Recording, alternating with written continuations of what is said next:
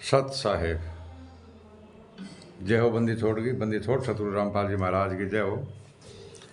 बंदी छोड़ कबीर साहब की जय हो। भगत भाइयों, ज्ञान अमृत एवं षड्यंत्र का 20 पुस्तक एवं PDF फाइल एवं लिंक प्राप्त करने के लिए 98 280 72 914 ओम प्रकाश दास, राजस्थान से गंगानगर। हाँ बेहतर भाइयों, ये संत रामपाल जी महाराज की कोर्ट की नकल है। 430/14। 5 में अगर एक बच्चे की हत्या किसने की, किसने उगाई दी, किसने संत रामपाल जी महाराज को दोषी बनाया। 4 पार्ट मैंने आपको सुना दिया, ये 5वां पार्ट है। सुनो, न्यायालय गुरु जी को कैसे एवं क्यों दोषी करार दिया था। उभय पक्ष की सुनवाई करने के बाद न्यायालय के समक्ष जो तथ्य एवं परिस्थितियां आई, उसमें सर्वप्रथम आवश्यक रूप से ये मेंशन किया कि घटना कारित होने की वजह क्या है। इस संबंध में न्यायालय ने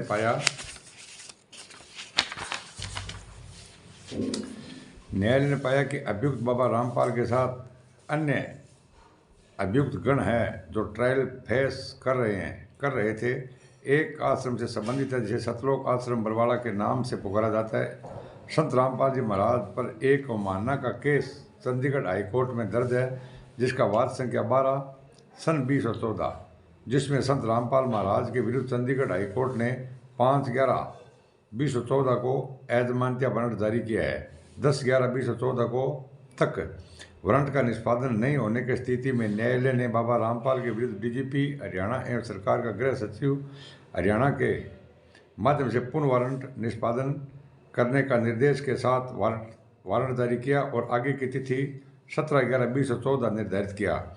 निर्देश देने के बाद भी वारंट का निष्पादन नहीं हुआ तो 17/11/2014 को पुनः उच्च न्यायालय हरियाणा ने वारंट जारी किया। इस तिथि पर भी वारंट का निष्पादन संत रामपाल महाराज के अन्यायियों ने नहीं होने दिया, क्योंकि बहुतों की संख्या में औरत और बच्चे बूढ़े को आश्रम के चारों ओर वारंट निष्पादन करने से रोकने के लिए लगा रखे थे।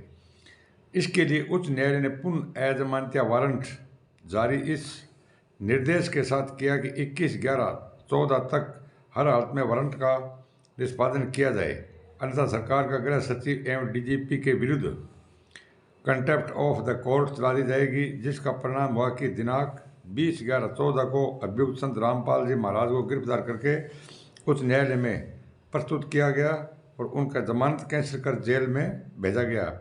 हरियाणा सरकार ने उच्च न्यायालय के समक्ष अपनी प्रार्थना रखी कि वारंट को निष्पादन करने में संत रामपाल जी के अनुयायियों का अवैधानिक कृत्य के कारण काफ़ी खर्च लगा और सार्वजनिक संपत्ति काफ़ी मात्रा में बर्बाद हुआ। साथ ही उनके अनुयायियों के अवैधानिक कृत्य के कारण बहुतों निर्दोष को जीवन लीला समाप्त हो गई।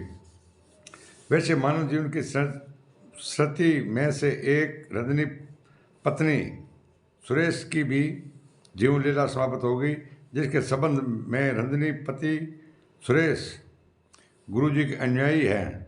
पिता गणपत जाति प्रजापति, निवासी जखोरा, तहसील तालवेयर, जिला ललितपुर, उत्तर प्रदेश के ओर से FIR नंबर 430 सन 2014 दर्ज कराई है। इन्होंने FIR लिखवाते वक्त जो बयान दिए उसे आप इस किताब के पृष्ठ संख्या 170 और 172 को पढ़ सकते हैं।